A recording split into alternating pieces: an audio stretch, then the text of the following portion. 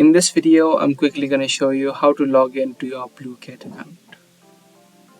If this is something that you want to learn and you also want to log into your account, then make sure you keep watching this video until the end. Now to log into your Blooket account, you'll need to visit the website. So open up your web browsers first and search for blooket.com, and it's going to take you to the website of Blooket, which will look something like this. Now on the top right of the screen, you will see two buttons, the login and the sign up button. If you're not signed up for Blooket, you can click on sign up and then follow the steps to easily sign up. But to log in, click on the login button. And here you'll need to type in your user ID or the email address that you created or that you used while signing up for Blooket.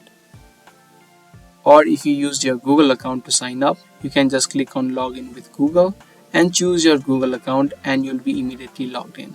But for the people who use the email, you can type in the email or the username and then in the second box type in the password. If you have forgotten the password to your account, you can click on the forgot password link and then you can follow the steps to recover and create a new password of Blooket.